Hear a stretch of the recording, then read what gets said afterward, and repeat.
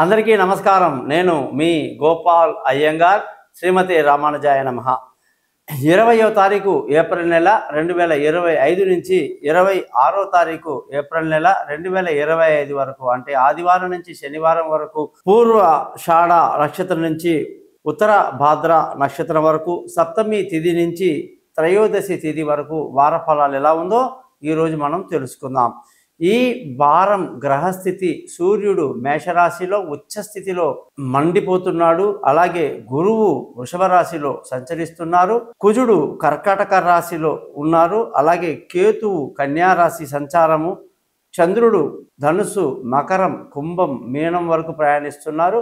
మీనరాశిలో 4 గ్రహాలు, అంటే బుధుడు, శుక్రుడు, శని, రాహు 4 గ్రహాలు సంచరిస్తున్నాయి. ఈ గ్రహ స్థితిని బట్టి ఈ వారం 12 రాశులకు ఎలా ఉందో తెలుసుకుందాం. మీరందరూ ఈ గ్రహస్థితి అంటే ఈ వారానికి సరిపోయే విషయమే కాకుండా మీ జీవితానికి సంబంధించినటువంటి విషయాలు, అంటే మీరు పుట్టినటువంటి సమయాన్ని బట్టి లేదా మీ పేరుని, ముఖాన్ని, చేతి రాతల్ని బట్టి మీకు 55 పేజీల జాతకం రెడీ అవుతుంది. మీతో ఆ జాతకాన్ని 15 నిమిషాలు వివరంగా మీతో చెప్పటం, రికార్డు చేయించటం, ఆ తర్వాత మీకు ఉన్నటువంటి ఏ సమస్యకైనా సరే సింపుల్గా పరిహారాలు చెప్పటం, మీ జాతకాన్ని పీడిఎఫ్ చేసి 58 పేజీలు మీకు పంపడం, అలాగే ఆ సింపుల్గా చెప్పే పరిహారాలు కూడా చాలా సింపుల్గా ఉంటాయి. కాబట్టి మన ఛానల్ పేరు thesimple.astrologer.com అని పెట్టుకున్నామండి. దయచేసి మీరందరూ ఈ ఛానల్ని సబ్స్క్రైబ్ చేయడం మర్చిపోవద్దు. జాతకం వరకు నన్ను కాంటాక్ట్ చేయండి. మీ గోపాల్ అయ్యంగార్. గురుదక్షిణ ఉంటుంది, ఎలా పే చేయాలో చెప్తాను.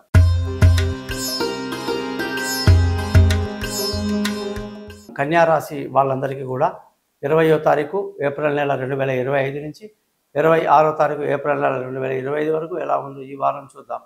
కన్యారాశికి అధిపతి బుధుడు. బుధుడు యొక్క స్థితి మీనరాశిలో జరుగుతూ ఉంది. కేంద్ర స్థానంలో ఉండడం వల్ల ఇబ్బంది ఏం లేదు. ఈ రాశి వాళ్ళందరికీ కూడా అనేక శుభాలు జరుగుతాయి. ఈ వారం ఎంతో ఆనందంగా గడుస్తారు.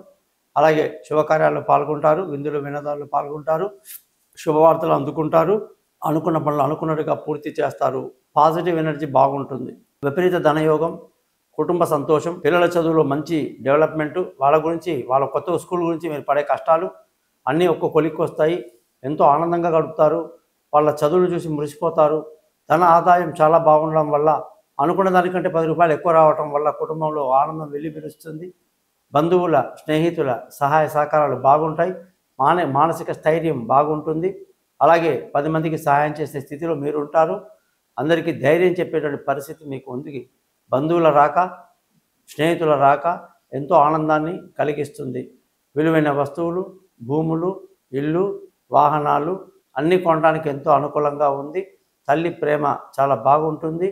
అలాగే తల్లి ఆశీస్సుల వల్ల లావాదేవీలు చాలా బాగా జరుగుతాయి. ఆనందంగా ఉంటారు. తెలివైన నిర్ణయాలు తీసుకుంటారు.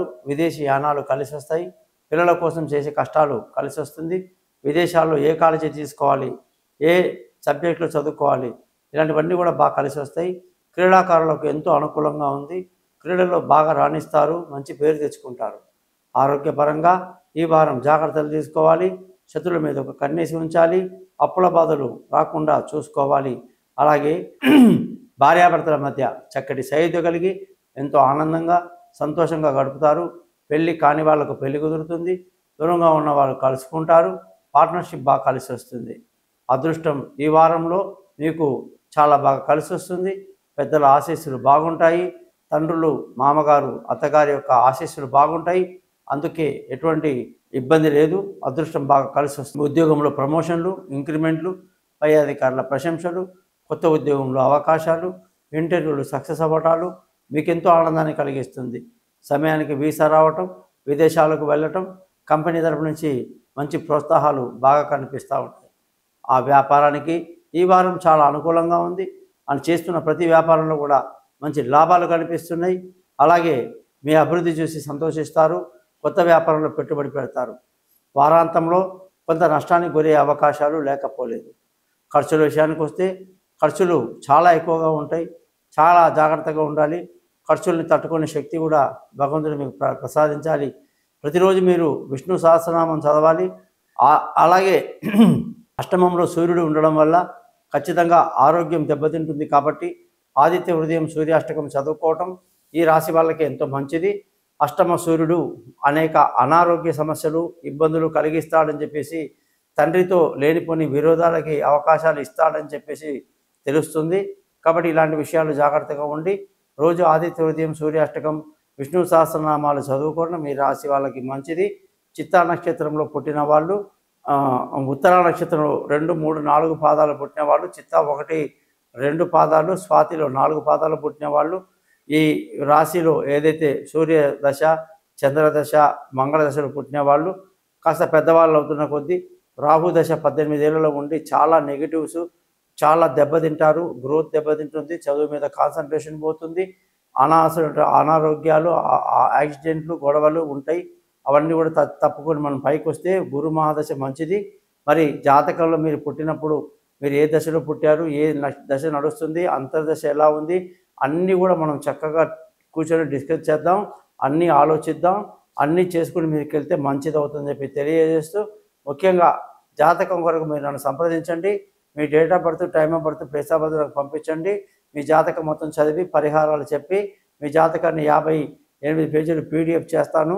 పరిహారాలు చెప్పిన తర్వాత సింపుల్గా ఉంటుంది కాబట్టి thesimple.com అని చెప్పేసి ఈ ఛానల్ని మీరు సబ్స్క్రైబ్ చేయండి. అన్ని రకాలుగా మీకు నేను చేదోడుగా ఉంటానని మాటిస్తూ, జాతకంలో డేట్ ఆఫ్ బర్త్ లేని వాళ్ళు మీ ముఖాన్ని పంపించండి. మగవాళ్ళు కుడి చేయి, ఆడవాళ్ళు ఎడమ చేయి రేఖలు పంపించండి. మీ జాతకాలు రెడీ అవుతాయి. మీతో నేను 10 నిమిషాలు ఫోన్లో మాట్లాడి పరిహారాలు చెప్తాను. మీ జాతకాన్ని మీకు మెయిల్ చేస్తాను. ప్రింట్ తీసి పెట్టుకోండి. ఎప్పుడు అవసరమో నన్ను కాంటాక్ట్ చేయాలని ఆశిస్తూ మెయిన్ సర్వీస్ ఉంటాను. మీ గోపాలయ్య గారు.